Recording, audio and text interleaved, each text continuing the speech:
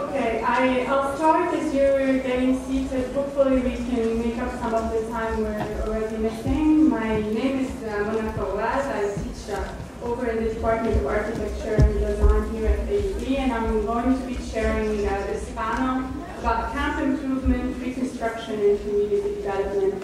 We're hoping we can carry on a lot of the conversations that have been happening over the last 2 days. Perhaps in a bit more of a concrete manner around very specific projects that help us look at how and when compromises between relief and rights, people's position, their ability to participate can actually happen. With us to talk about their fantastic experiences in that domain are first Muna Buderi and Fatima Namari. Mrs. Buderi is an architect and a planner. She joined UNRWA in 1993 as the head of the design unit, and she worked on many projects such as Gaza, Naira. Since 2006, she has been the deputy director of the infrastructure and camp improvement program, and she also heads the housing and camp improvement unit at UNRWA. With her is Fatima Namari, who is also an architect and worked in Jordan and taught for years before joining 2 years ago UNRWA in her capacity as a project manager for the Housing and Camp Improvement Unit. They will both be presenting something called Overview of UNRWA's Camp Improvement Programs and Examples in Jordan and the West Bank. So 30 minutes, and without further ado.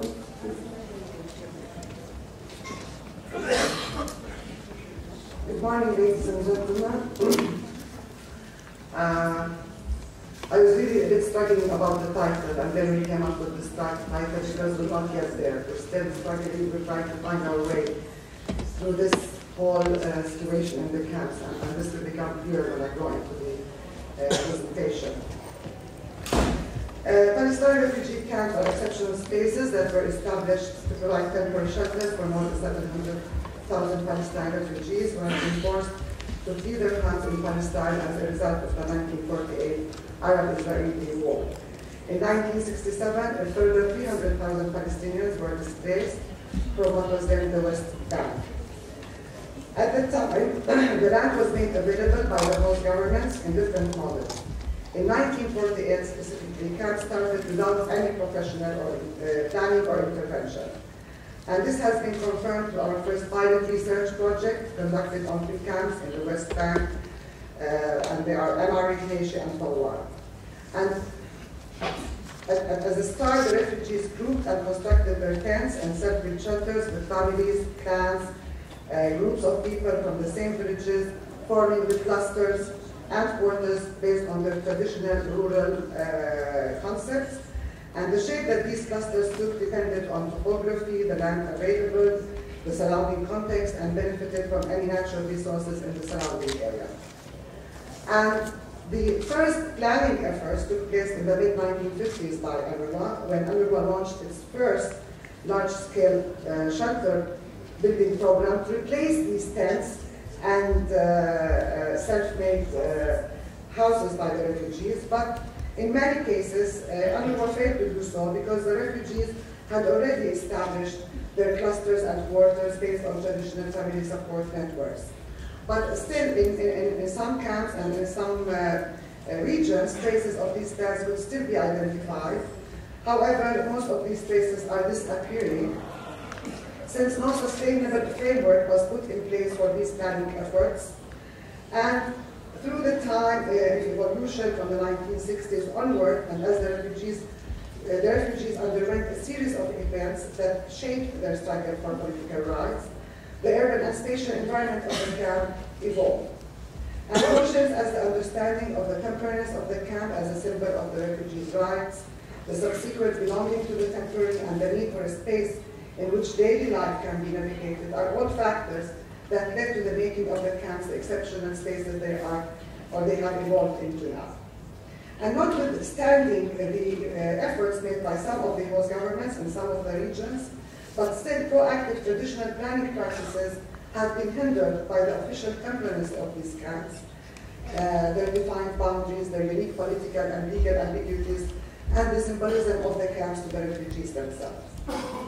But why was this thing evolving? As a result of the fast rates and the unmitigated ways in which the camps have been urbanizing, the camps started transforming into what can be called, between the brackets, camp cities. Factors such as the lack of any regulatory framework, severe demographic pressures, finite space restrictions, because all the camps have fixed boundaries, all resulted in exponential growth in the camps. Of course, the growth took different stages and started horizontally until it exhausted all the public and open space, setbacks, alleys, and roads, and people were encroaching to get additional space on public field in order to find enough space to meet their family needs. As a result, extended family typology started developing to accommodate the new growing family needs. So urbanization went to the extent of horizontal saturation first, and then gradually it started expanding into the vertical dimension, and then overcrowded, hyperdense urbanized settings and large pockets are concentrated of poverty and unemployment started existing. And the effect of such stern urbanization on the quality of life and human development have been sharply determined, and the cost of this detrimental on the public and open spaces, and have formed a great cost on the camps. Most camps suffer from acute shortages of space, adding pressure to the overcrowded domestic environment. In another way of presenting it, this is how the camp started in the first map, which shows only the green huts that were, and the tents that were built and self-constructed by the refugees. Then UNRWA started its planning efforts by putting the blue dots, which are the shelters that were constructed by the agency, and then we see the level of urbanization that started through the horizontal growth first, and then into fully saturated camps. And this is an example of Al-Amari camp in West Bank. The last slide will show the full saturation of the camp as it exists now. The factors, of course, this was inevitable, this growth, and partly because the unpredictable nature and the future of these temporary camps, even when they were set up, that nobody knew that they would be staying here for 60 years by now. In most cases, the environmental and service infrastructure facilities have not been able to keep up with the demand.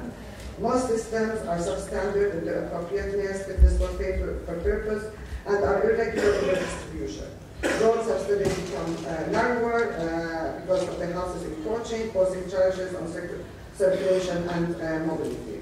Of course, this overcrowdedness in camps and the loss of open space have negatively affected the quality of natural lighting and ventilation in homes, resulting in significant adverse health effects.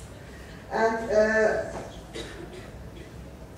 finally, the effects on the physical environment of the camp was on the, it does not show any signs of abating. These camps may be approaching a tipping point, after which the interventions will steadily and rapidly decrease in efficacy, and the deterioration will become irreversible, or it will be possible and will be repairable, impossible, and if possible, it will be repairable at a very high cost. Of course, many factors affected the camp. This is what we're trying to say here. It is not one thing, partly the extent of urbanization, the other part, the location of the camp with regard to the urban environment surrounding it. And the degree of urbanization of camps vary from country to country and within different areas in the same country.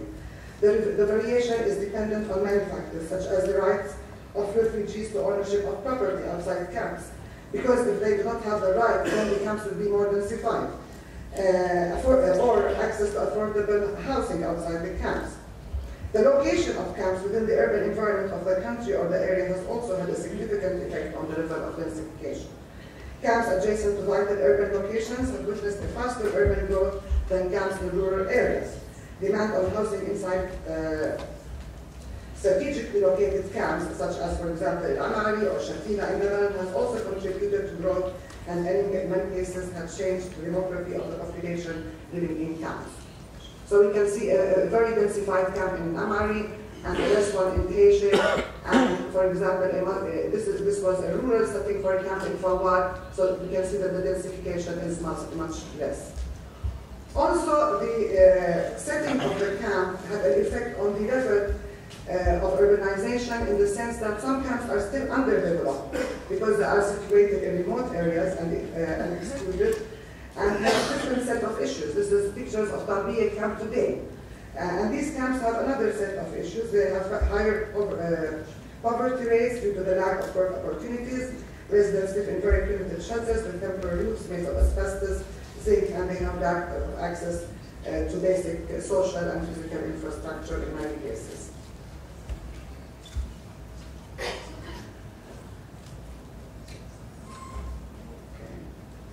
Another factor affecting how these camps evolved was the social organization of the camps.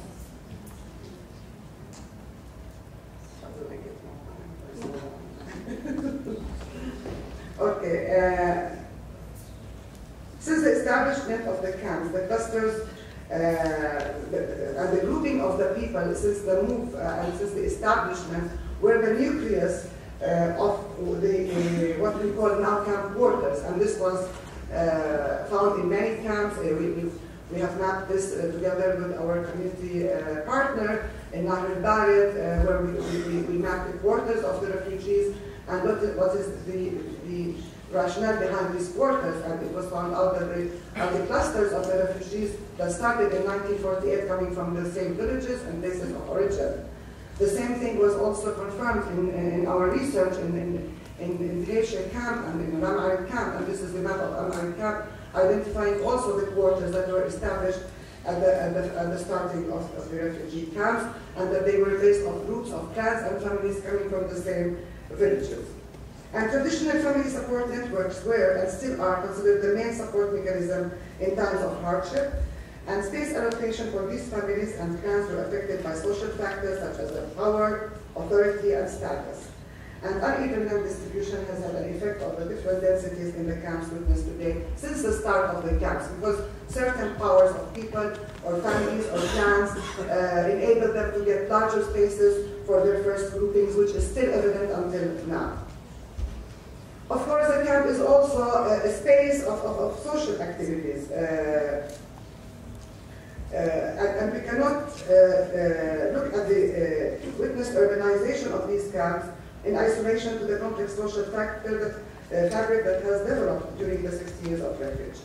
The refugee camp is a space that has provided shelter, economic activities, social infrastructure, and political activities. Conflict and negotiation on space have to be dealt with on a regular basis in the camps, and in the absence of proper camp management structures, with the exception of a few camps in some regions, mechanisms to solve conflict depended on the social networks, family and clan powers, community representatives, and political factions, amidst many others. Another factor that affected the urbanization of camp is the political factor, because the camps have a different level of politicization of the Palestine refugees within those camps, and the extent of this, and they are developing in different ways in different extents in the different stages of struggle for their refugee rights and against occupation. Palestine refugees have passed through many phases of struggle within their 60 years of refuge, and the Palestine refugee camps were in most cases, like in Gaza and Jenin. Some of them, UNRWA has taken the reconstruction of these camps as a primary thing that they have to do, and in many cases the reconstruction has never happened, like in Tel Zatar and Shatila, and these camps disappeared and stopped existing. And these are pictures of the demolitions that happened in Gaza, demolitions that happened in Jenin, and of course, in Beirut. Of course, these reconstruction projects, or reconstructing the camps, was a challenge in front of the agency, because they are embarking on large building of these camps, large reconstruction projects of camps, reforming the camps, and this is not an easy challenge. And through this presentation, I will show how we learn as an UNRWA how to deal with something like this. But now I will just come to a conclusion that with all these factors affecting the camps have turned from this, the very primitive rural houses that the refugees started themselves, to this, which is a very highly urbanized camps. Regardless of the factors that impacted the urbanization of the camps, and with the exception of a few cases and certain areas where UNRWA and the host government intervened, growth and expansion of the camp was solely the result of the contribution of the refugees themselves. They were the major stakeholder that built the camps. The refugees, together with the representatives and institutions, were the main stakeholder who shaped the camps and who had the ultimate role in managing the camp where conflict had to be dealt with on a daily basis. And changing these temporary structures into semi-temporary and permanent ones was a spontaneous act that stemmed from the need to provide more space and improve the socio-economic conditions. It was a continuous process that ultimately changed the face of the temporariness to a temporary permanent, but without questioning the process when it is done by the refugees themselves. And the refugees has learned to live in a dual and paradoxical reality that is temporary permanent. And this was created by the refugees themselves in the space which is the camp where they negotiate in their daily lives. So eventually the Palestine refugee camps are able to do this balance between the permanent and the temporary, between the space of refuge and right, the symbol of right, and the need to go on in their lives. And this also has turned the start of the refugee camps in 1948 into the very dense settings that we have now. From the point of view, we're not a camp improvement unit or a infrastructure camp improvement program. It was not decided in 2006 that the agency would create this, and we started existing on that date. The program has evolved through the experiences that UNRWA went through in different projects. And we learned many lessons through that process. We learned a lot from the community. And we learned, for example, that in a context so complex and multi-layered, any attempts by an external agent to improve, regulate, and administer space from above had led to failure and had not achieved its objectives. One such example was the enforcement of the UNRWA building codes, for example, in West Bank at a certain time. The only hope lies in an approach that locates the refugees at the heart of decision-making. Mechanism to do so will differ in different camps located in the 5 fields in the different regions, and will range from self-management of camps by the refugees and their representatives under the mediation and facilitation of external actors like UNRWA and the host governments, to the establishment of structures that will allow the refugees to be partners in the decision-making.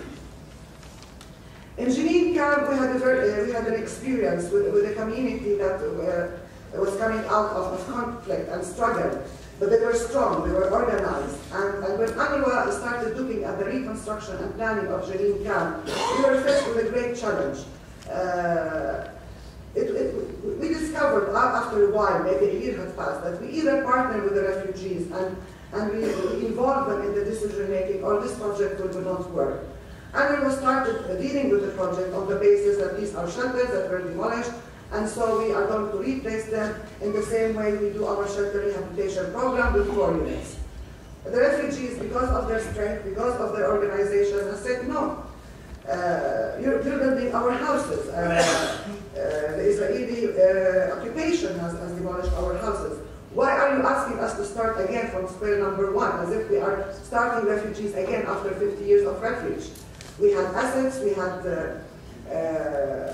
buildings that were accumulated through the years of refuge, and we need to negotiate new standards for the reconstruction of Jenin project. This, of course, it was new to the agency, partnering with the community in such a way, making decision being negotiated with another partner, which is the community, was something new. But it has proved to be very instrumental in achieving and protecting the refugee rights. The land was available, the funds were available, the community was strong, and they agreed on guiding principles for reconstruction, and eventually, although it took some time inside the agency, but the agency did a decision that they would be compensated based on pre-destruction assets in the camp. Such a change in the agency was made possible only because the community was organized at a time of hardship, and members of the community were able to agree on the basic principle relating to reshaping and building their environment. I am told that I do not have time to go into the other examples, because we have the other example, which is Nahri Barrett Camp, which capitalized on the experience of Jenin. We did not have to go again with the agency and negotiate the basic principle of partnering with the community, of participation, or of working on pre-destruction assets. These were all decisions that were taken, and the agency had already decided to go for working in Nahri Barrett based on these decisions. So again, in Nahri Barrett, faced with a very strong community and with the agency changing and shifting to partnership and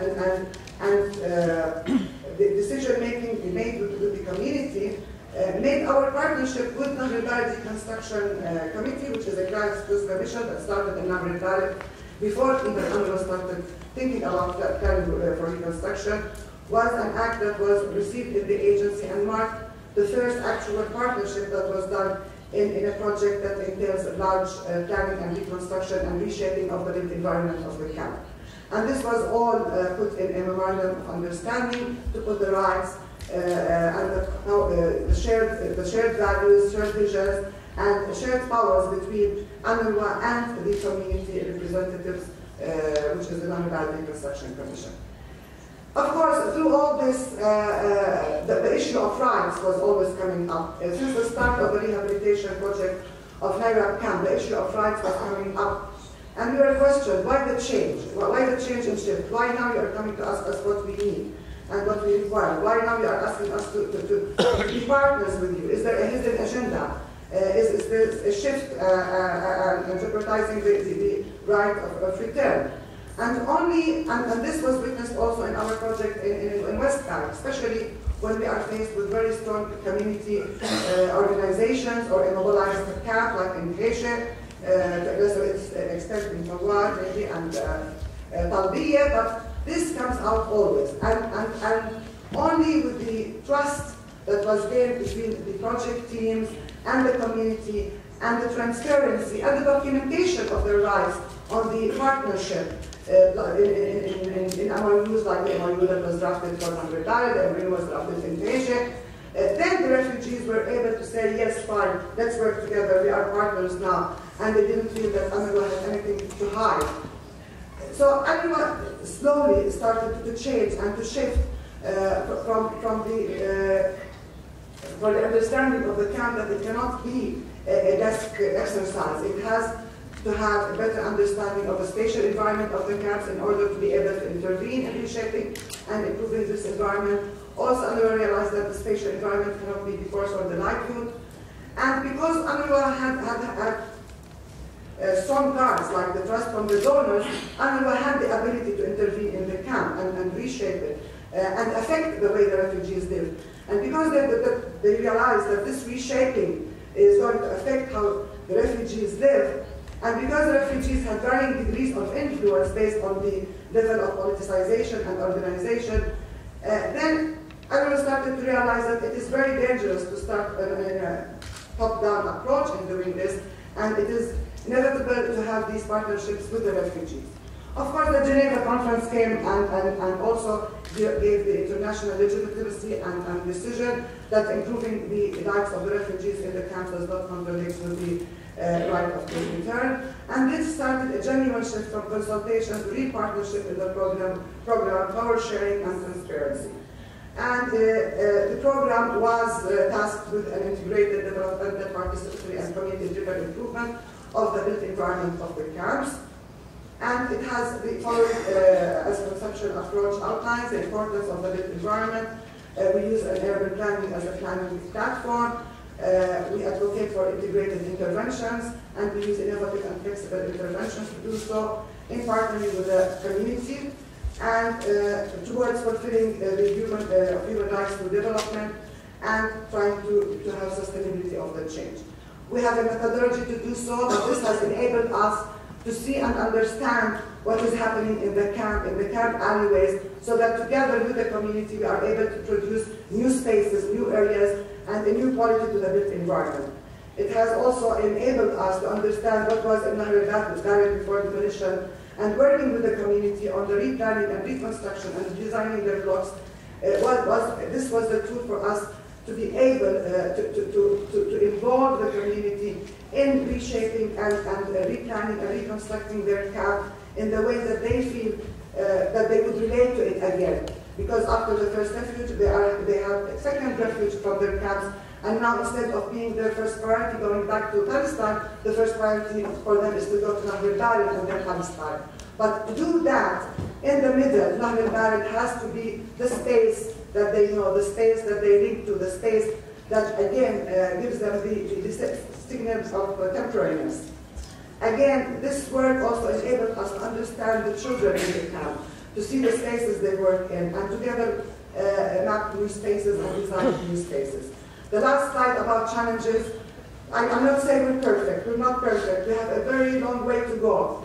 But we've learned a lot along the way. We learn because we are implementing, we are doing it on the ground. We have together with the community, made the structures, the participatory structures. We heard a lot of talk about management of the camps. What is important for us is that we work with the largest platform of representation in the camp. This is what is important. The most vulnerable groups to be represented, and other groups to be represented. And we are working together with the community on building these structures. So we have change, but still, inside UNRWA, the way UNRWA programs are operating is not working. More synergies are needed between the programs, because I cannot work on camp improvement without synergy with health, with education, with relief. The camp is alive. The camp is everything, in all areas of our refugee lives.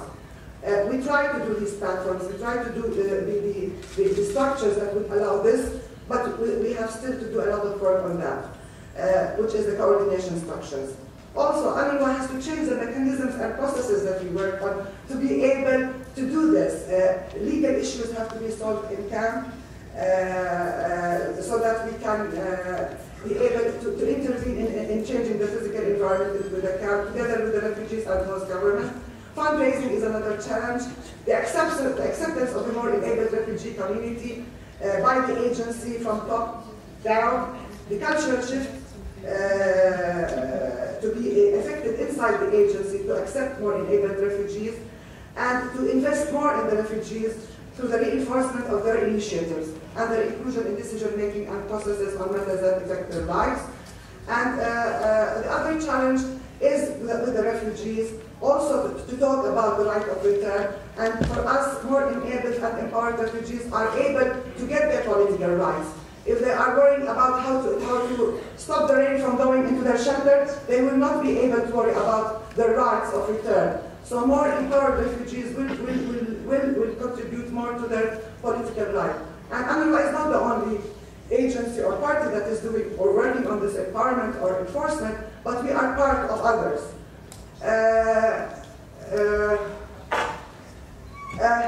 Okay, motivating the community, no involvement in civil society activism is the prevailing mode for most residents, with some exceptions in the new camps. So we have to motivate them. There's a community of activism.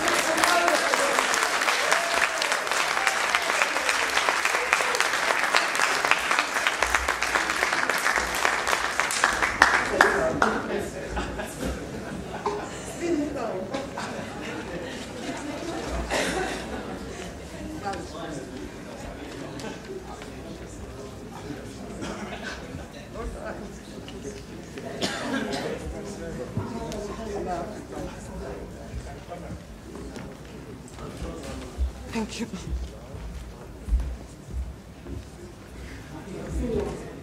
A brief overview of what we did in the Palestinian Camp Improvement Project, which was initiated in 2008 through a generous donation from the German government, BNZ. Talbiya lies around 30 kilometers south of Amman. The urban setting is challenging. It's outside the boundaries, but semi-rural, semi-urban setting, high level of poverty, and most shelters still have temporary roofing at 70% of rooms. It's now in the Greater Amman municipality, but it's on the boundaries. Now, the project, as Mona explained, adopts a participatory approach, and we were eager to have all ages, both genders, represented. We worked with children, we worked with the teenagers, women at home, neighborhood groups. The work group, which is the main body that we work with, is very comprehensive. We invited adolescents, NGOs, CBOs, etc. The discussions were extremely active. People discussed the future of the camp. They provided a vision statement, and they worked on the plans of the camp to identify what needs to be done. They provided a community vision statement, and from that, they were able to identify priorities and generate an action plan. Now, once they have an action plan, this is what the community produced, identifying certain locations for intervention in addition to some programs that they felt were of priority. We gave them a budget to work with, around $400,000. They were the decision maker, and it was extremely challenging to work bottom up. We were very strict about that. They make the decisions. Now, they were able to identify priorities, provide a comprehensive camp improvement plan. They distributed the $400,000 on projects that they felt are important. And we started working with UNRWA and other stakeholders towards implementing these projects. They still continue following us and following UNRWA on what's happening with the funds and how the projects are implemented. They call for meetings now without us.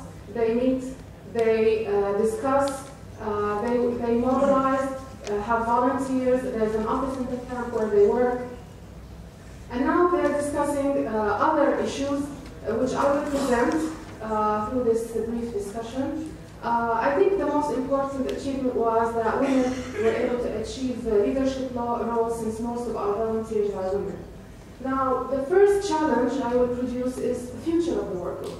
We've been working for 2 years, working with people from different walks of life inside the camp, leaders and regular people, and they have invested time and effort into creating a camp improvement plan. Now they're asking the question, when the funds from the German government are over, what will UNRWA do? Is UNRWA going to honor them, or are they going to turn their back and go business as usual?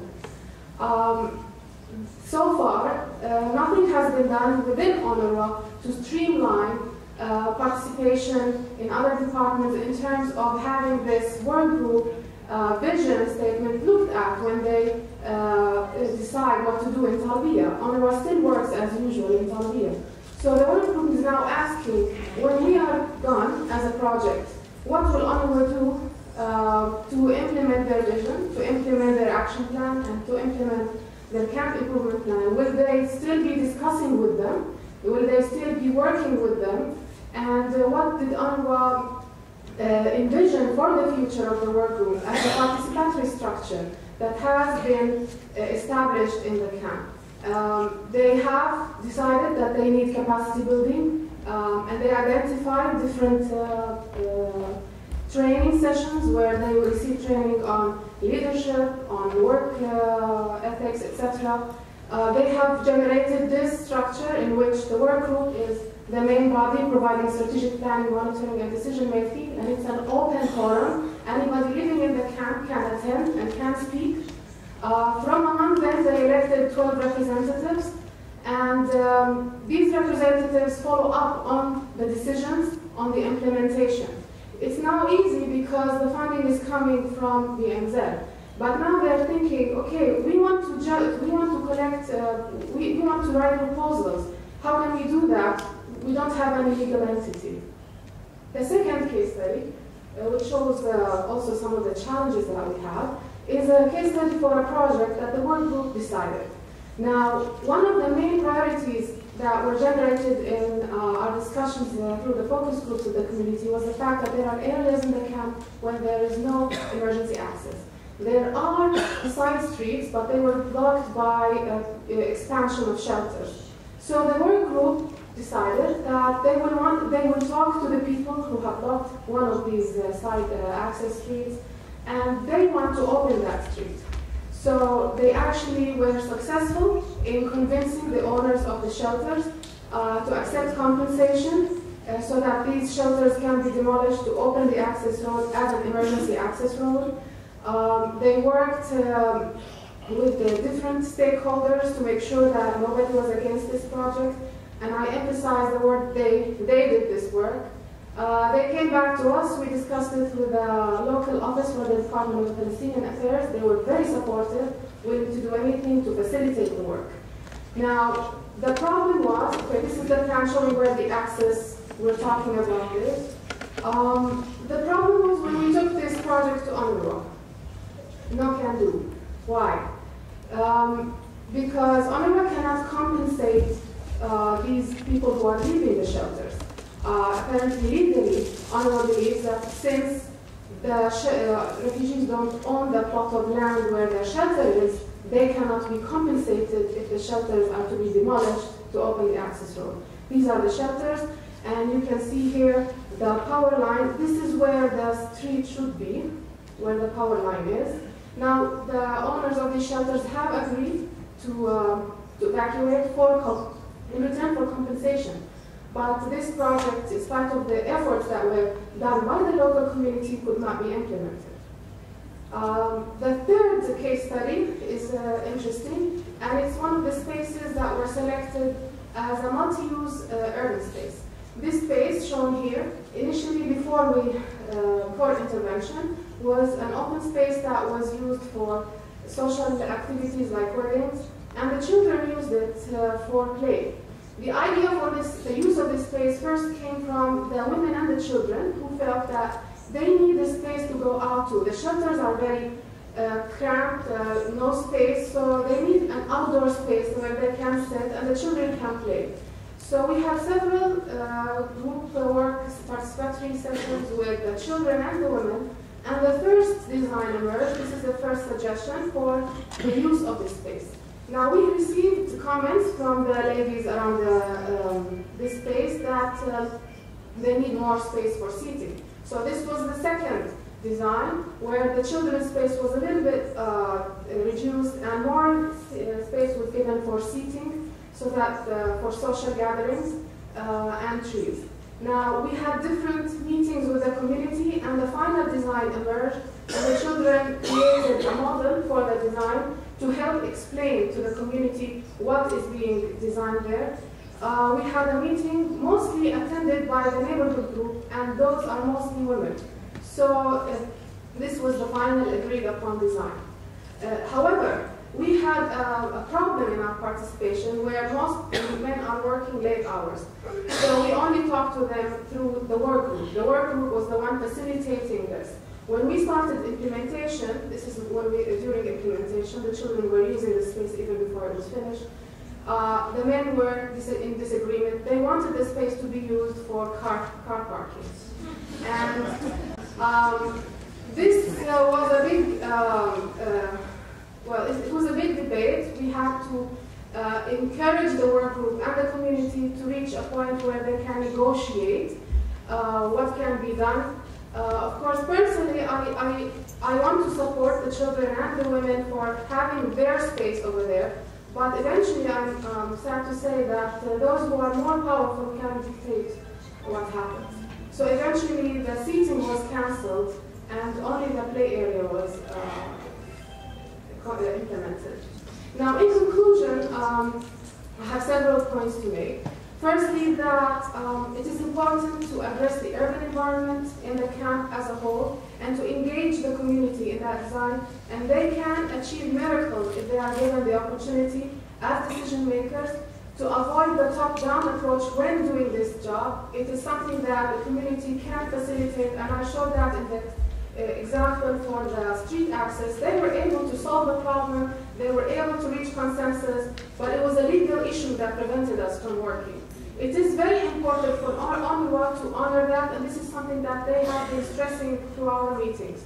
What is UNRWA doing to honor the camp improvement plan that they have created? Thank you.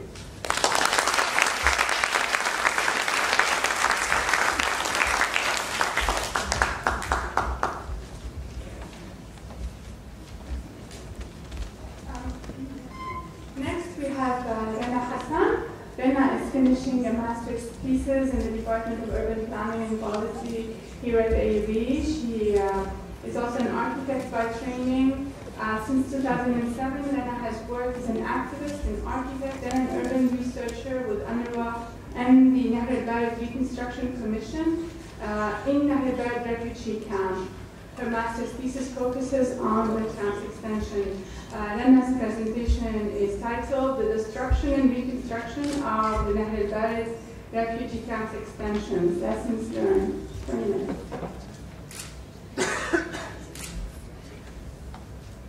Okay, so, hello. I'll be talking about Nahr al-Bared. I'll do a short introduction for the geographical and the historical context of the camps, and then I will go into my focus. Nahr al-Bared refugee camp is one of the two Palestinian camps in the north of Lebanon. It's the second biggest Palestinian camp in Lebanon. It housed until 2007, until its destruction in 2007, around 37,000 Palestinian refugees. The camp is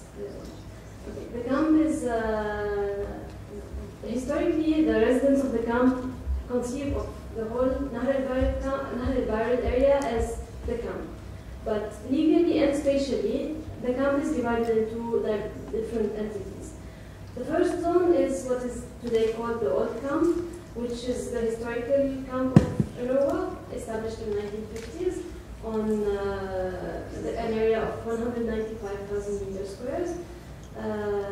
Before its demolition, there were around 1,700 extended family buildings in this camp. It has a very, very high density. The second zone is what is known as the new camp, or the adjacent area, but what I will be calling as the camp's extension, because it's actually an extension of the old camp. The spatial morphology of this camp is this zone is very different, because as you can see, the density is much lower, and the legal situation is different because the residents of the camp's extension have actually bought their lands and constructed their buildings. In 2007, in summer 2007, Nahr al-Bared witnessed massive destruction following a violent confrontation between the Lebanese army and the radical Islamic group known as Islam. After 100 days of fighting, the conflict resulted in the total destruction of the old camp, while the camp's extension incurred extensive damage. By the end of the battle, more than 36,000 residents of Nahr al-Bared and the surrounding were displaced. Around 2,000 buildings were totally demolished. Moreover, the camp and its extension were announced as a security zone, where access is denied to residents and visitors alike unless permission in the form of a pass permit is granted by the Lebanese army. Today, 3 years after the end of the conflict, the reconstruction has started in less than 8% of the destroyed buildings. Around 84% of the residents did not return yet to their own houses, and the camp and its extension are still treated as a security zone. I think that most of the audience today, and especially after Mona's presentation, have heard about the reconstruction project of the old camp. The planning for the reconstruction was a very unique experience. It was a participatory process, as Mona explained. It was the first experience for the camp improvement unit in Lebanon, and it's an experience to learn from, to criticize, to learn a lot from. But I will not get into this discussion because I think most of the audience know about it, and I think there's another issue which is also important to note. But I will be ready to answer any question about this this topic in the field. Instead, I would like to focus my presentation on the camp's extension. This settlement is not recognized as an official Palestinian camp and is hence outside the jurisdiction of UNRWA. The reason why I chose to focus on the camp's extension is that the destruction of Nahr al-Bared and its extension has highlighted the vulnerability of this settlement. How is that? 3 years after the end of the conflict, there is still no framework for reconstructing the demolished buildings of this settlement. I will explain this problematic after explaining how the settlement has developed. In the mid-70s, the density of the old camp was getting higher. Residents of the camp, relatively better off than their co-dwellers, started to purchase land in close surrounding from Lebanese owners and building individually extended family buildings. The urbanization of the camp's extension continued until the 2007 conflict. There is a typical scenario of how people were acquiring lands and constructing them in the camp's extension. I'm simplifying here, but just because of the presentation. Of course, the issue is more complex. Typically, a Palestinian or a Lebanese developer locates an empty land in the close vicinity of the camp. The land is owned by a random Lebanese owner from the close-by villages or from the north region. The developers buy the land from the Lebanese owner and hires a surveyor to survey the plot and subdivide it into small parcels of 200 to 500 meter squares. This was an informal subdivision. This was not a formal subdivision that anyone would subdivide the plot to, because it did not follow the zoning law of the area in Nahr al-Bared. The zoning law requires that any plot subdivided should not be less than 1,000 meter squares. So if somebody from the camp wants to buy a plot around Nahr al-Bared for building a house, he has to buy 1,000 meter squares, which is of course not affordable for a single household.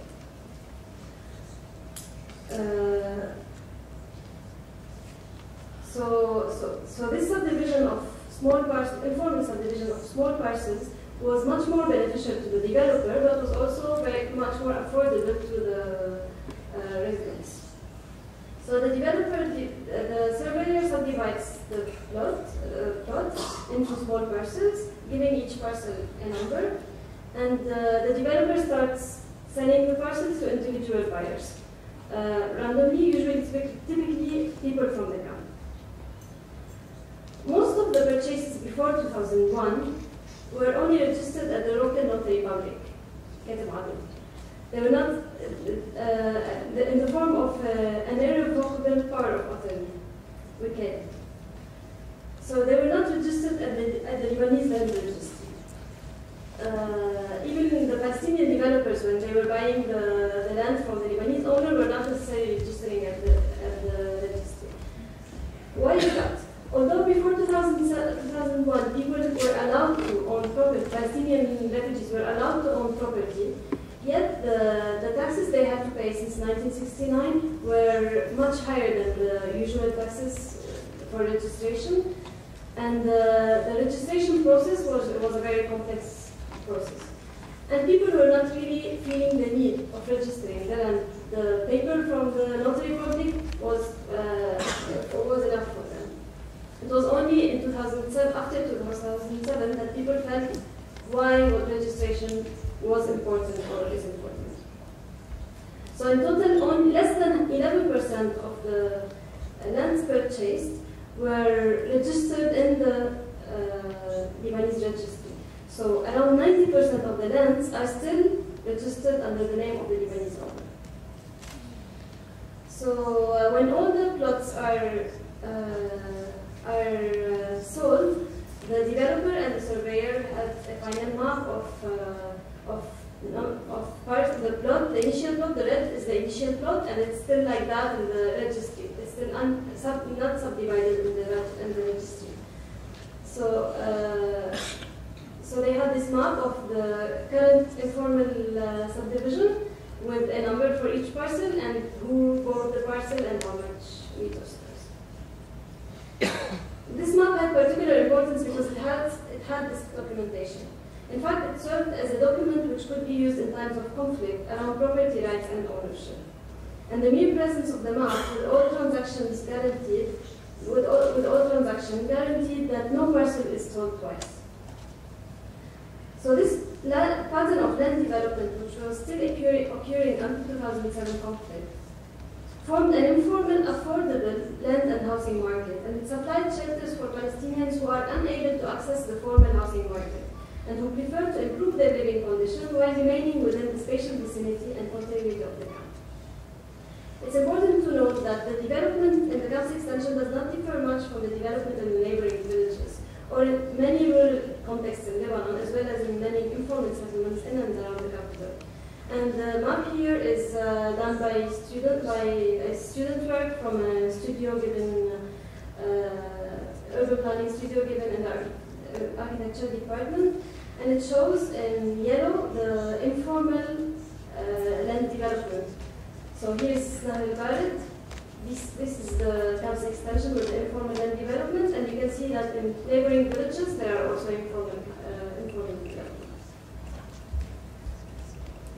After the conflict, and when the discussion around the reconstruction of the camp's extension started, the government stated that the camp's extension would only be constructed legally. And if one is to measure the legality of the camp, the result would be that it's illegal. As I showed before, the camp had a very elaborate system of how the land is sold and even how the construction happens, but it doesn't follow the local urban regulations and the building codes. So if the camp extension is to be reconstructed legally, then none of the demolished building can be reconstructed. Even worse, 50% of the existing building would have to be demolished, because the allowed surface exploitation in the current zoning law is half the existing one on ground. So the zoning allows only half of what exists now on ground. If you want to construct legally, then most of what is there have to be demolished. More importantly, if the camp extension is to be constructed legally, then all the properties have to be registered in the name of their Palestinian owners, which, as we know, is impossible after the 2001 laws. So it seems like a dead end, but it's not. Actually, it's not the first case of post-war reconstruction of illegality in Lebanon. This is very much in line with what happened in the post-2006 reconstruction in the south and in Dahi. However, while exceptions for reconstruction were issued for these areas, in the case of Nahr al-Bared, they are not. Instead, the government insists on legality of post-war reconstruction. So there exists different possible solutions for reconstructing the camp, be it a one-time exception or an actual recognition of and acknowledgement of the informality. I will not discuss the solutions, but what I would like to say is that what is needed for a reconstruction to happen is a change of approach from the Lebanese government. But how would that happen? In the case of Dahi and the south, the presence of a powerful organization like Hezbollah imposed the change of approach and pushed for the issuing of an exception, and hence for the reconstruction to happen. In fact, this does not differ much from the case of the old camp.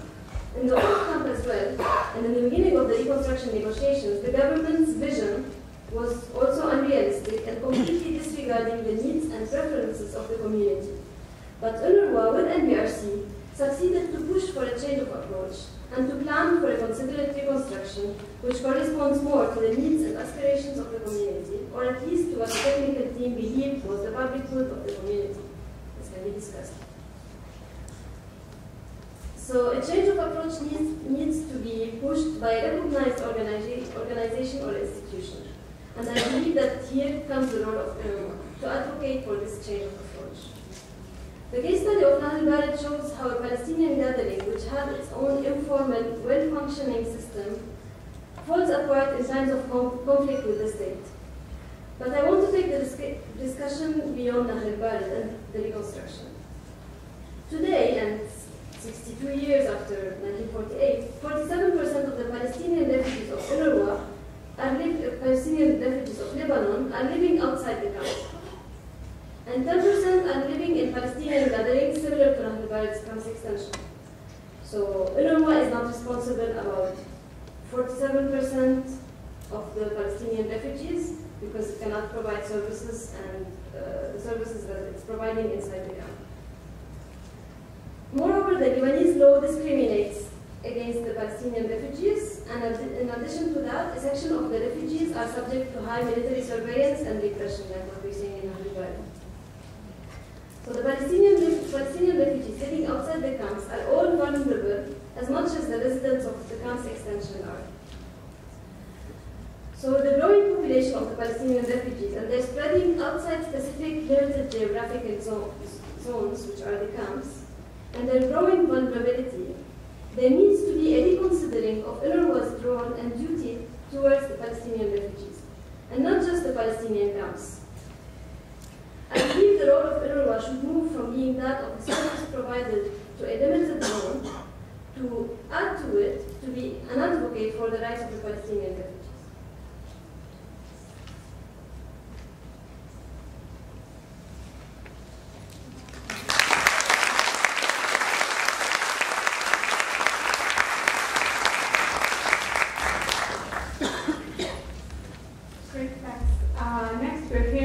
Strategies and practices of improvement at the same camp. To do that, we have with us Stuttgart, who's a geographer and a PhD candidate at the Graduate Institute of International and Development Studies of Geneva. He's also an associate researcher at the French Institute for the Near East, IFI, and prospective researcher fellowship, and he holds a prospective researcher fellowship at the Swiss National Science Foundation. 20 minutes. Thank you.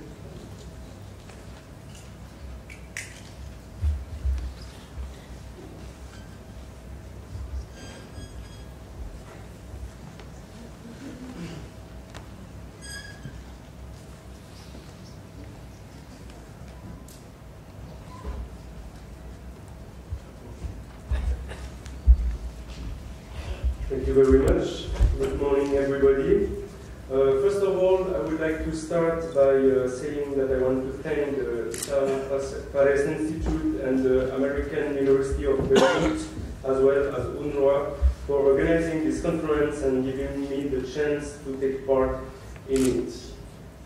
Also, I would like to take the opportunity to thank the agency, UNRWA, for all the help that I received from its employees at many levels while I was doing my fieldwork in Jordan. As well, I would like to thank all the other institutions involved with refugee camps and urban development in Jordan for their help and the collaborative work that we have done. Then we can start again. Okay, so enough for the thank you, and I will directly go on with the plan of this presentation. But okay, I have it on the computer. It is not yet 1 minute. Okay, so let's wait a little bit.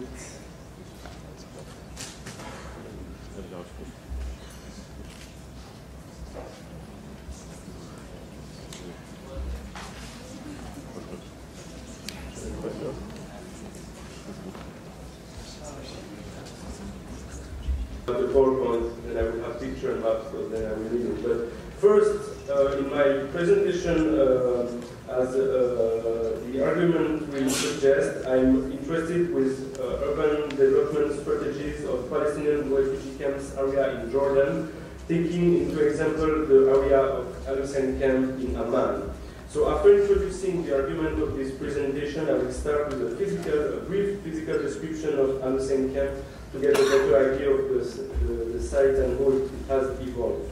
Then I will consider the camp governance relating to urban development issues and mention the role of official actors. Okay, there it is. And then I will discuss more in detail improvement practices and propose to consider them, this is my argument, as many strategies of kind of discrete urban development.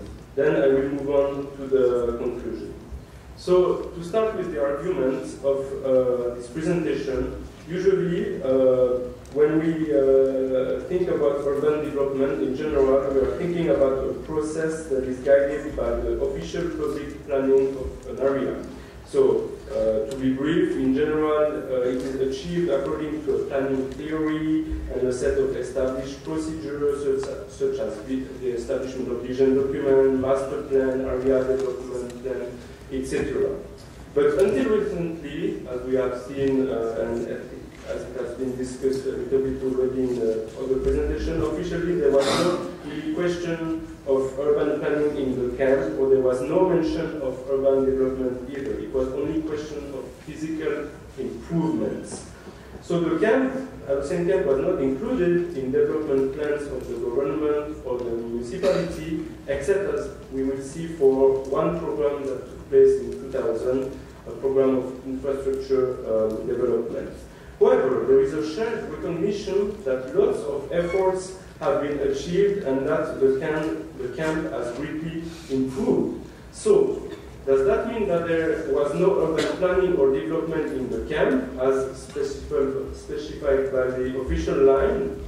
Or rather, is it that the governance of urban development is characterized by a heterogeneous ensemble of practices which do not reflect the conventional planning practices, but it is an urban development that is achieved by a specific planning strategy, and we can call it a planning strategy, which comes to respond to the special condition of the camp between temporary and permanent places, and which in turn respond to the Israeli-Palestinian conflict and the question of the place of Palestinian refugees in Jordan. Indeed, this presentation argues that it is real urban development of the camp and the area that has taken place, also particular in its form and actions, and driven by the particular urban status of the camp which has been taking place. So as I said, I call it a kind of discrete urban planning and development which maintain the particularity and the character of the camp, while at the same time allowing changes in the camp. And in order to understand this process, I think that we have to consider the urban development and improvement practices of the broad area where the camp is situated. That is formed by the camp, formal and informal neighborhoods. And it shows that actors such as the municipality or other governmental entities, as well as international actors, in brief actors other than the one officially presented as active in the improvement practices, it shows that they have an influence and they intervene also to some extent in the governments of the camp. Again, regarding urban development, either regularly, occasionally, and directly or indirectly. So we will see all that, but nevertheless, I conclude by saying that despite this urban development, the camp is still lacking important urban qualities, and maybe in order to enhance this feature, a new strategy of urban development is needed as proposed and as we have seen, as proposed by UNRWA for a few years now. So let's start with a few words about Palestine camp. So it was established in 1952. Today it counts around 30,000 registered refugees, but there is an unofficial population estimate that the camp is rather between 40 and 60,000 inhabitants, as some refugees are not officially registered at UNRWA and other, and there are also non-refugee inhabitants that are taking shelter in the camp. It is located near the city center of Amman, and here we can see an example of a picture of how it was in the 60s. So with respect to the layout of the camp, today at first glance it looks more, it resembles what we could call it working class neighborhoods. The layout of the camp is really regular, it is really accessible and functional, although there is a lack of space that is evident. There is commercial activities that are concentrated along the main road, the rest is mainly houses. So this is how the camp looks like today. Concerning the housing, there are about 2,500 units. They are mainly made today with concrete blockwork for walls and covered by a reinforced concrete roof. Most of them count 2 to 3 stories, as we can see on the picture. And overcrowding of houses and lack of available plots in the camp is regularly mentioned as one of the main challenges to address, as well as the poor housing condition. So here there is an example of a street in Al-Hussein camp. Concerning the infrastructure, about 98% of houses have connection to the water supply and sewage system. 100% have the connection to electricity. The camp is now equipped with a stormwater network, and most of the roads, pathway, and stairs are paved, as we can see here on the picture again. Finally, it is impossible to present the camp without talking about its surroundings, as especially if we are interested by urban development issues. First of all, we have to mention that the camp is contiguous to the urban landscape. It is fully inscribed in the urban landscape, and it is the distinction with the other neighborhoods can be found in the urban fabric. In the contiguous formal neighborhoods, density of building is smaller, there is more space between houses, which look bigger and built in a single shot, and the planning of the area is evident in the formal neighborhoods that are surrounding the camp. But there are also informal settlements, as shown on this picture, that are contiguous to the camp, and so those informal settlements are areas where people establish houses without building authorization, no prior official planning on plots which do not belong to them. This area, they resemble in the urban fabric to some extent the camp, and the physical condition of houses is also poor, and it is apparent that the construction underwent several stages. Be that as it may, since they were not constructed by regulation, contrary to the camp, they show less uniformity, and they are generally higher than 2 stories. The buildings are higher. Density of housing is also very high in the informal neighborhoods, with very few empty lots, as in the camp. And access to the neighborhood and the street scheme are not regular and functional compared to the camp. Streets are usually very narrow and wandering between the houses in many directions. So this is a presentation of the camp and its surroundings, and now we will turn to the urban development strategy and schemes that have taken place. This is a map of the area where you can see that the camp is really contiguous to the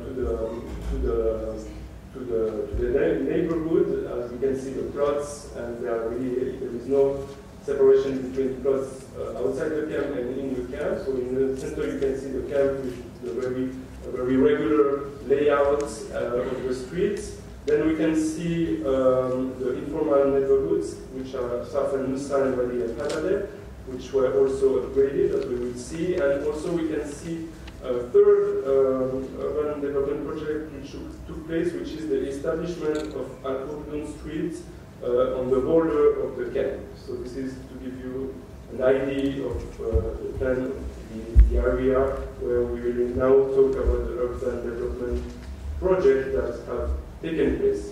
But before that, we have to consider briefly the camp governance in respect to urban development practices. I'm not talking about camp governance in general, but just about urban development practices.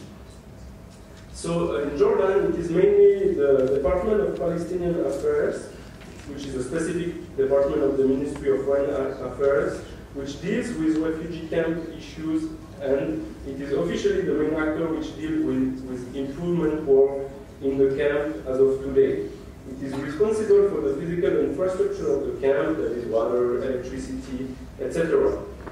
Concretely, it mainly acts, as we have seen today by the presentation by the DPA professor, as a coordinator with other entities, and it takes care of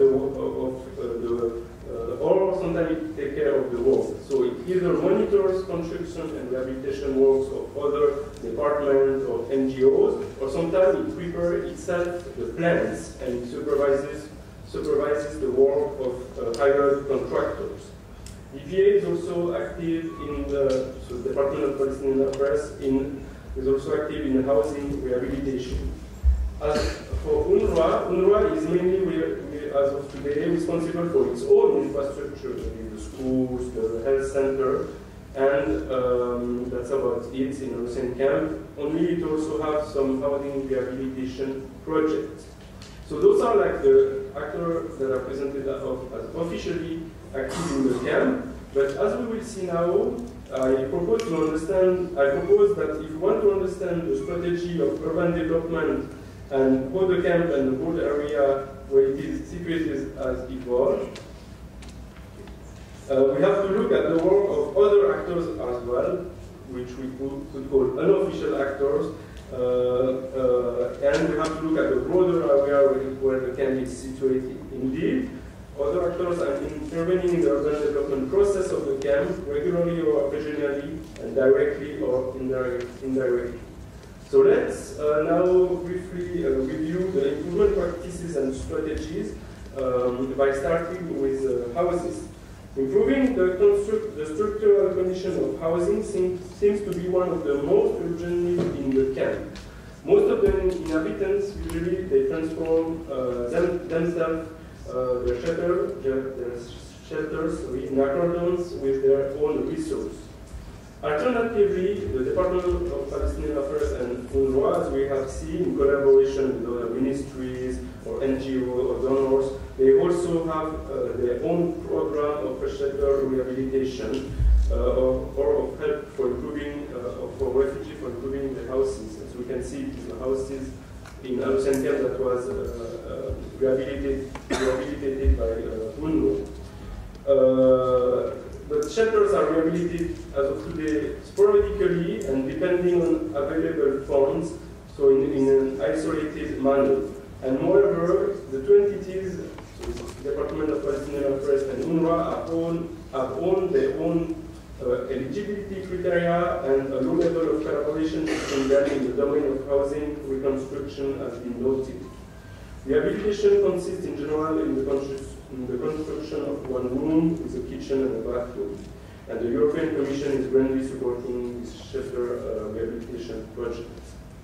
If we turn now to infrastructure, small-sized projects of improvement are regularly taking place in the camp. As you can see here, the sewer system, a part of the sewer system which was recently renovated.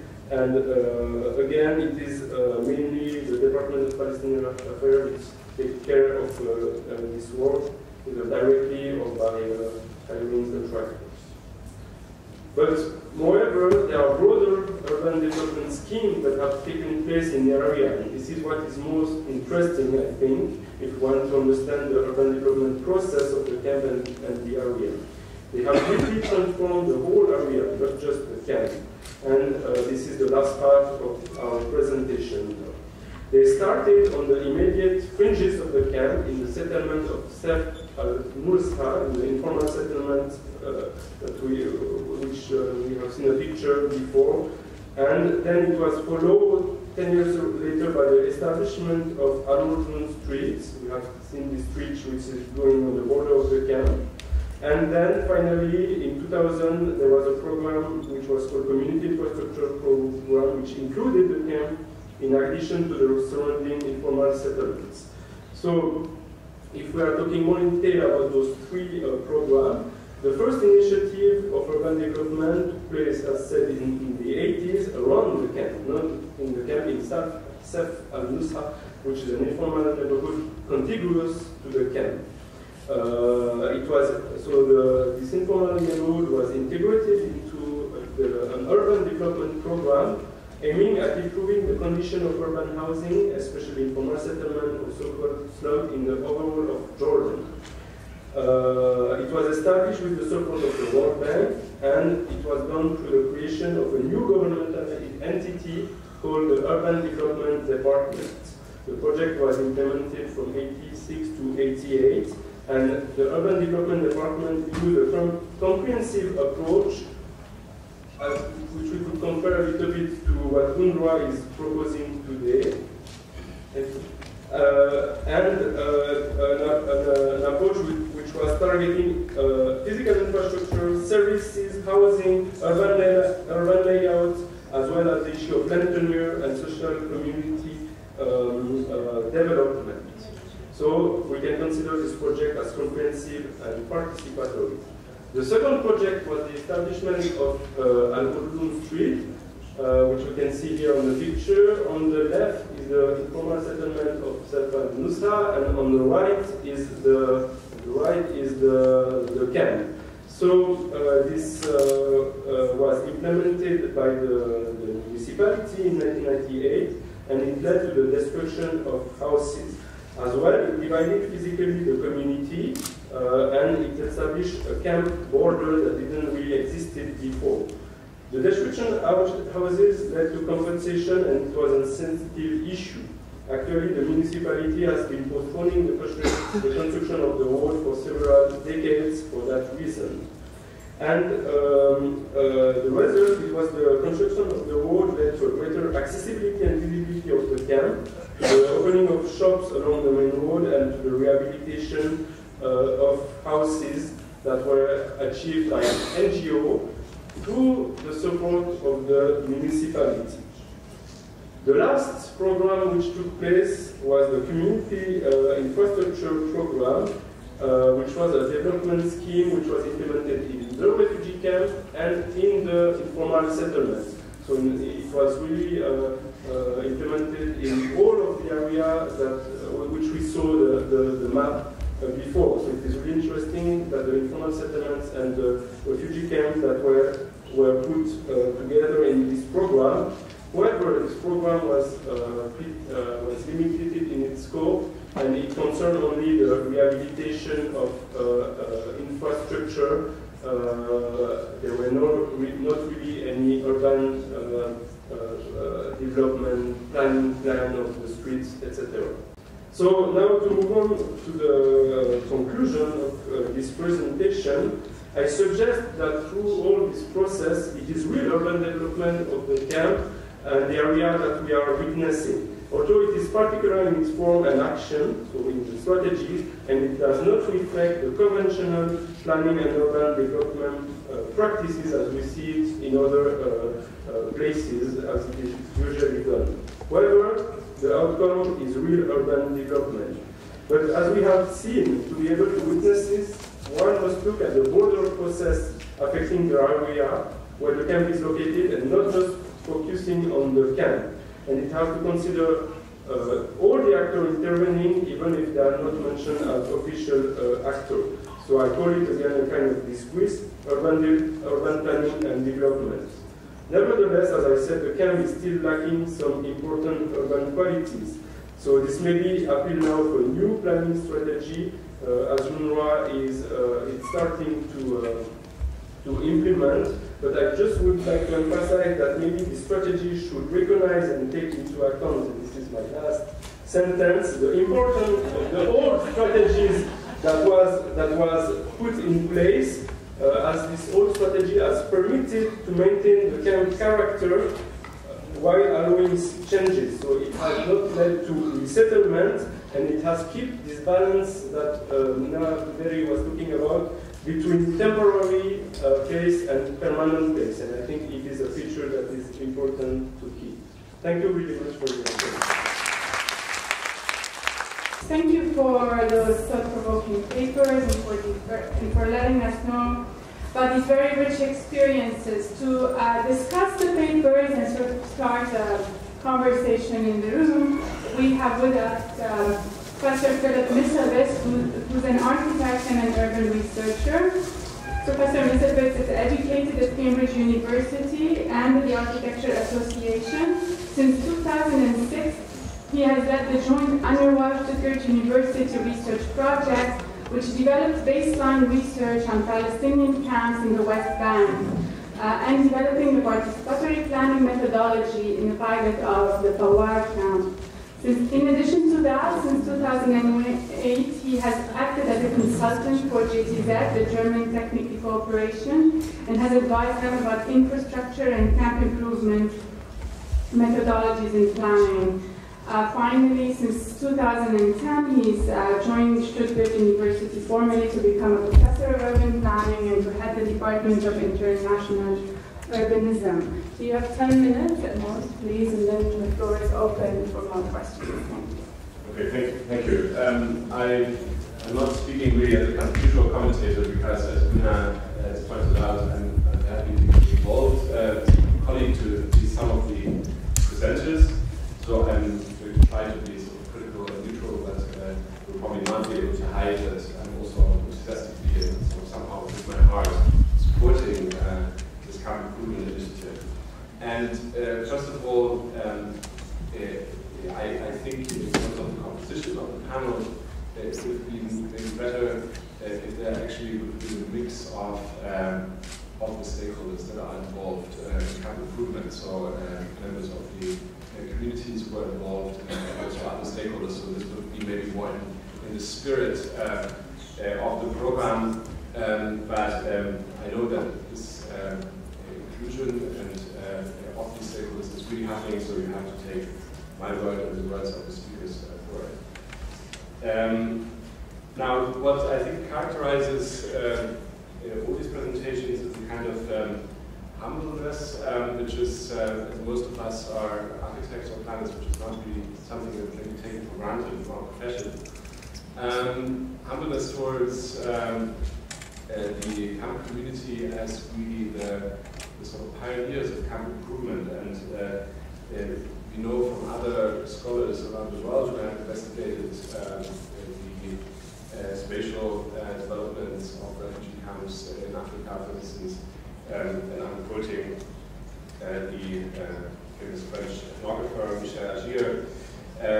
As soon as a form of normality sets in a refugee camp, sometimes only weeks or months after arrival, refugees turn into camp dwellers, adapting themselves to life in a new environment. Camp dwellers become experts in surviving on minimal means, improvising, making do with what can be found, and almost immediately transforming the physical, spatial, social, and economic constitution of their initial emergency setting. Tents are adapted, extended, or replaced with more stable structures. Makeshift tables with goods for sales are turned into shops and so forth. So I think this came out of all the presentations that somehow, although camp improvement for UNRWA is a new thing, it has been somehow practiced with all its faults and deficiencies since, in fact, Palestinian camps were established. But the humbleness also, I think, particularly from the speakers who work directly with the camp improvement initiative, that doesn't really sort of present, I think, the kind of tremendous achievements that this department has managed to realize. And when I started to work with UNRWA not as a member of staff, but as a research consultant, in 2005, the agency really had a completely different outlook. And I think what came out of the presentations is that the department, and not just the staff, but also the many other consultants and community activists that are involved, managed to create a entirely new language, new tools, graphic tools, planning tools, and I think that this really should be somehow celebrated, despite all the critical things one could remark on it. And I think that this conference maybe is one forum to also celebrate that.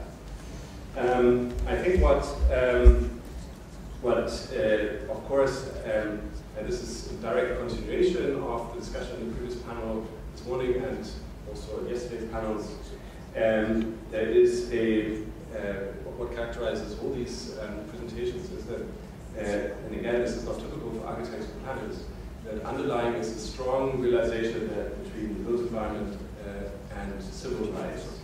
So meaning that the business of changing and shaping the built environment is not just the business for architects and planners, but primarily it is the business of the people who inhabit it.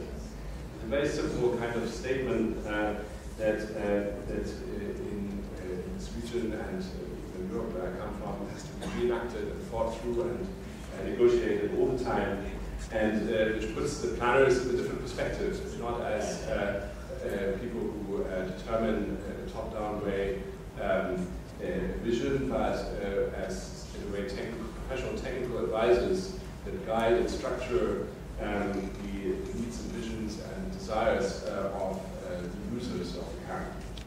So I think that it came out very, very strongly, and this connection between built environment and civil rights also, of course, means I think a radical paradigm shift in what constitutes a camp as a space, a spatial environment that is not just there to ensure that the political rights of refugees are maintained, but that is a built environment that guarantees also civil rights and also the right for its inhabitants to shape it and change it. Now, much more could be said. The presentation was so rich, and I think there's enough for you to directly comment on. I need to read that, I cannot, in fact. But what came out also very strongly is that I think these planning efforts are not means in its own end, but they are really considered to be a catalyst for reactivating the relationship between the agency and the community and other stakeholders, but also to build something that is more durable than the project itself. And Fatma, for instance, in her presentation, presented very clearly the kind of dilemma. What happens once a project cycle is finished, the donor funding runs out, what remains? This is a crucial question, and there are many open aspects to it. But I'm really glad that the agency and also the host governments had the courage to start these projects nevertheless, even though not everything is spelled out in detail about what will happen to these kind of working groups or other planning structures after. Can they form into a sort of quasi form of self-camp management, as we discussed yesterday? Can they be transferred into that, or will they just remain temporary initiatives?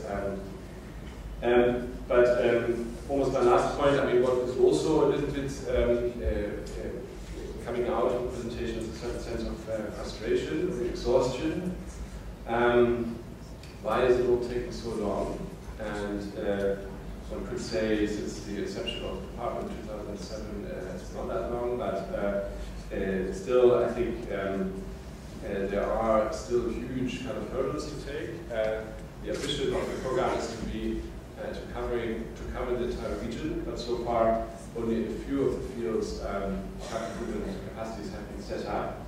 So there is kind of resistance, and of course one could cite the budgetary constraints, but there's also, I think, more structural kind of resistance, which is also typical for large agencies such as UNRWA. Because this approach is riddled with kind of weird new ideas and kind of risky concepts and strange different approaches. And so my final remarks are that I do think that this kind of improvement initiative, and I don't want to just focus my comments on camp improvement because also Lucas presented other initiatives by other actors.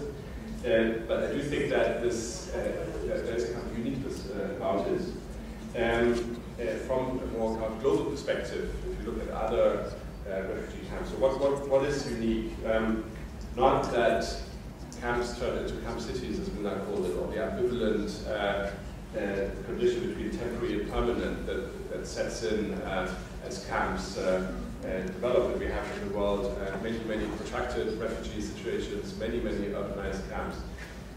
Also not the fact that in a way camp residents, whether humanitarian agencies and host governments want or not, they are the primary champions of changing their urban environment. And not also the fact that fear persists against grassroots organizations. UNHCR is facing this all the time. But also the concepts, perhaps, of participation in planning, integrated planning, community development, community empowerment are not new. So what is unique? I think what is unique, and in a way it remains a promise or a challenge to really use this, is the fact that here we have an incredible kind of potential synergy between all stakeholders to actually deliver. So we have UNRWA as an agency with comparatively still good funding to implement this. donor support, we have host government support, we have building trust in the community. So there is an incredible kind of power to actually really deliver and much more than has been done now on the promises that first were made in Geneva in 2004. And where is it all leading to? I think that I would encourage that camp improvement should not be just measured by its kind of physical results, but actually by the process that it sets up. And in a way, the process of planning in partnership with communities and other stakeholders is the result in itself, and that is, I would argue, a form of giving back a dignity to refugees. So I would like to end here and give back to Mona. Thanks, Phillip. Thanks for the comments. I think before we allow our speakers to respond, and in the interest of time, because I'm told we have to absolutely be done by 1, let's take a few questions from the room and then move on to the front. Would you like to start? May I ask you to just introduce yourself before you raise the question, please? And be brief as much as you can. I'm Salvatore Lombardo from UNRWA 11. I just want to clarify one element from Rana's presentation on UNRWA roles and responsibility vis-à-vis of the gathering, and I think probably the time did not allow you to clarify that aspect, because certainly the presentation is correct in the sense that in terms of infrastructure, UNRWA role and the example of the extension of UNRWA, it's a very good example where the Lebanese legislation or the Lebanese law exercise some sort of pressure on UNRWA, and that's what happens in the gatherings with reference to infrastructure, and there is a logic for that we can agree or disagree. But certainly where I'd like to make a clarification, this does not apply in terms of services. So UNRWA doesn't make distinctions between camps and persons. So a person who lives in the gathering has the same right to go to the school as the person who lives in the camp. And in fact, quite a lot of our infrastructures in Lebanon are actually outside the camps, be that clinics, hospitals, schools, and so forth. So, but where I think probably what you meant is that in terms of infrastructures and in terms of the ability of UNRWA to have to build a shelter outside the camps, indeed there are some restrictions. And then I think that's what your paper was calling for reflection, which is certainly a good point. Thank you. Thank you. The gentleman in blue behind, stand up. Okay. I'm Amr Sardin. My question is directly to Mona and maybe to Rana and maybe others, since many of our staff are here.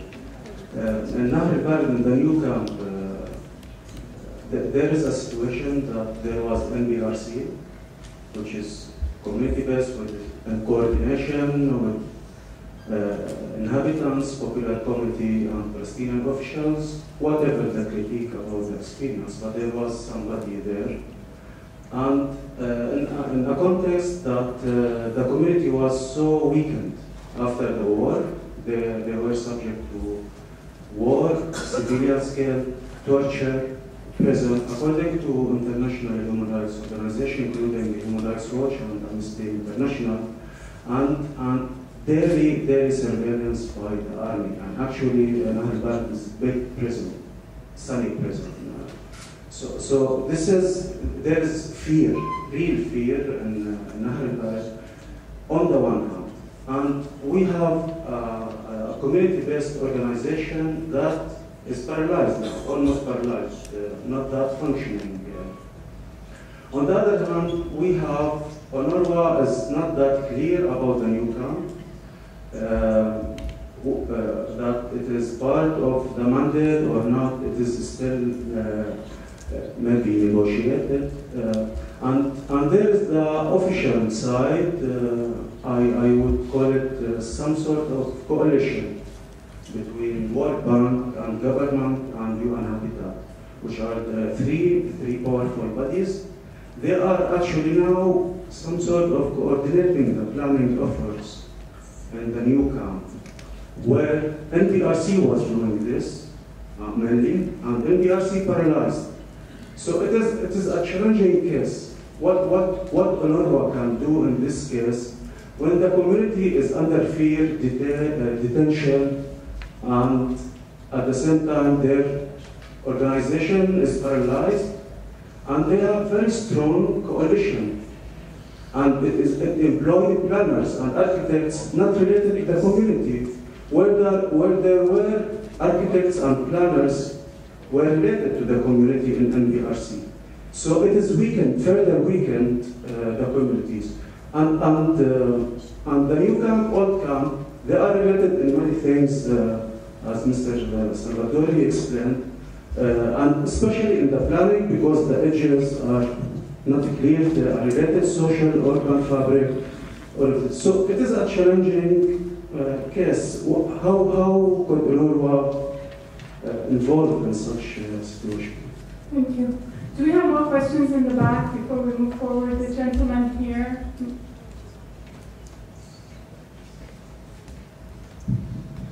I'm a project manager with the Norwegian Refugee Council, and actually I'm a project manager for reconstructing a neighborhood in adjacent area of Nahr el-Bared. And this is just informative that there is a project underway, and actually it's basically the second largest besides the old camp, which is called the Muhajirin neighborhood. And the project is underway. We still are just waiting for official permission to start the project. And the design has been done through the community, through the people, through the families who live there. And it took about a year of work to come up with a master plan that is acceptable to the families that were there before the conflict.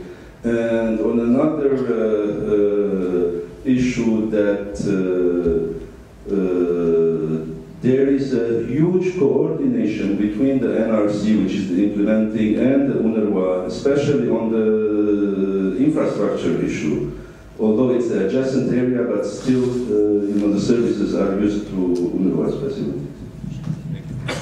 Thank you. Okay, we can come to the floor. We have a question here and a question there, and I'm going to ask you to really, if it's a question, a 1-minute question. One question I can, okay, so I guess the gentleman in the front, and please really 1 minute so we can give each of the speakers 2 minutes to respond. يعطيكم العافية، نشكر المتحدثين، بس يعني برجو إنه الوقت ما يكون على حساب المعلومة. يعني المعلومة كثير مهمة، وبعتبر إحنا جايين لهون عشان نحكي معلومة. يعني والوقت بيتحملوا أظن الحضور بزيادة 5 دقائق بيقدروا يسمعوا. ما ودت الحديث له إنه يعني في معلومات بس للإيضاح.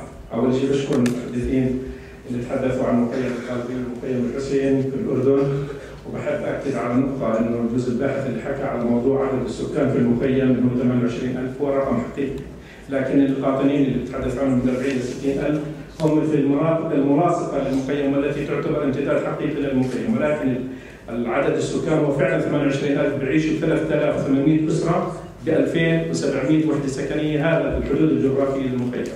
أما بالنسبة لمداخل المخيم فإحنا بنرحب في أي توسيع وتطوير لمداخل المخيم، وعند إذا توفرت أراضي ملاصقة لنا حريصين على بناء أي وحدات سكنية ملاصقة للمخيم لتحسين هذا الموضوع.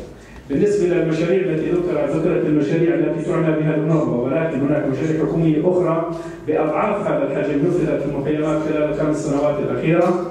لدينا مشروع لإنشاء وحدات سكنية في 13 مخيم أنجزنا منه لغاية الآن 1300 وحدة بقيمة حوالي 15 مليون دولار، في مشروع تحسينات مرورية في مخيم البقعة أيضا بحوالي 7 مليون دولار، ولدينا مشروع آخر في منطقة المخيمات في مكان الملكية حوالي 7 مليون دولار. هذه مشاريع حكومية. اسمحي لي شوي سرعة عليك في دقيقة نص دقيقة. هذا إيضاح، هذا معلومة عن المخيمات اللي حكى عنها يا سيدي.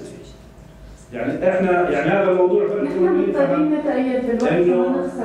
طيب سيدي، الحضور بقدر الشعب الواحد، وانا لذلك بستغل هذه المناسبة لكل المانحين ومن يتصل بالمانحين انه اي تحسينات مطلوبه في المخيمات في الاردن نحن على استعداد لاستقبالها باستمرار والتعاون في انجازها، سواء وقلوبنا مفتوحه لهم جميعا في كل التحقق، ولا يوجد لدينا اي تحقق على التحسينات في المخيمات. شكرا. شكرا. بعتذر بعد في أشخاص عندهم سؤالات. I'm sorry, I know there are still more questions, but I'm told to absolutely stick to the 1 p.m. So I'm going to give each of the people on the table 2 minutes exactly, and to ask you to please be free. You can only answer those comments that directly you feel most strongly about. And if you want to start, Rena?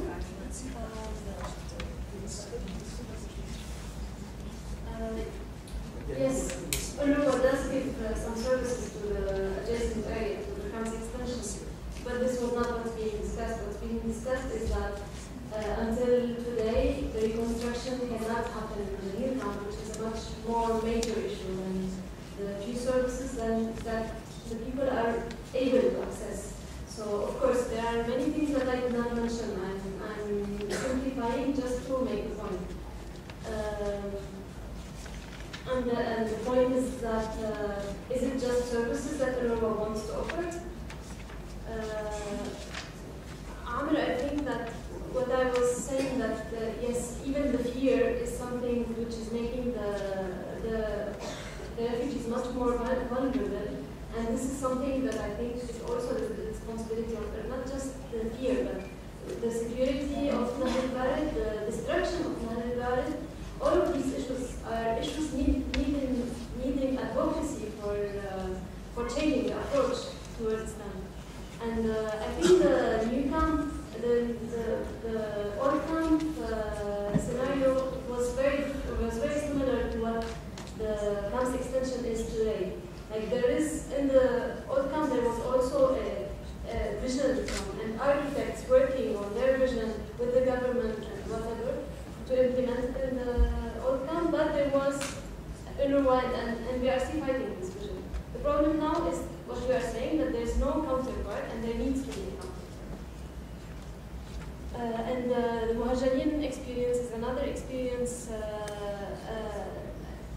more or less successful experience similar to the old camp. We did not discuss it because we were talking about the problem, which is one thing. Thank you, Rena.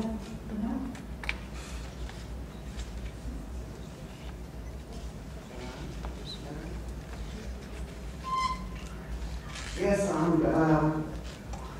I think we have the IFI with us who is also working on the adjacent area of Nahr al-Bared camp on the planning.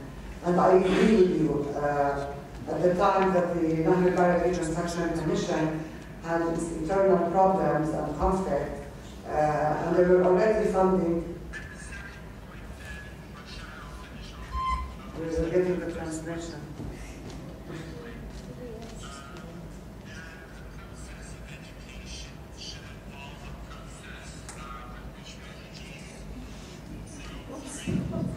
Okay.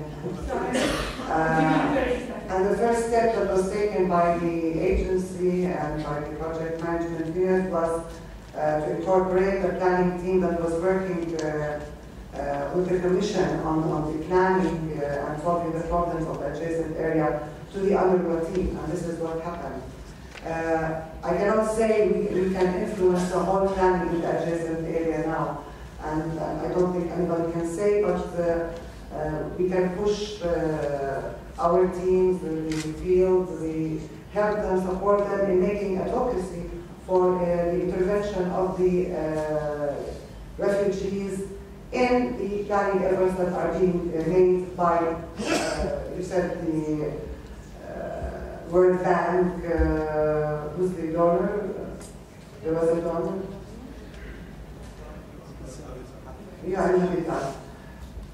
I think if there's enough strength and will to try to advocate for this intervention by the community on the needs, on the way this is being planned, and the agency support this, we can make an effect on that plan. But we need to work together on that. I see signs of that the agency is supporting somehow to advocate for that in the incorporation of the team that used to work with the Commission in the project management unit now. But there's still a lot of work to be done. I don't know how we do it. We need to sit together and think about it and see what the field thinks, what the project unit thinks about this. But yes, I think there's always hope to change. And we should work on that basis so that we can intervene in the adjacent area also.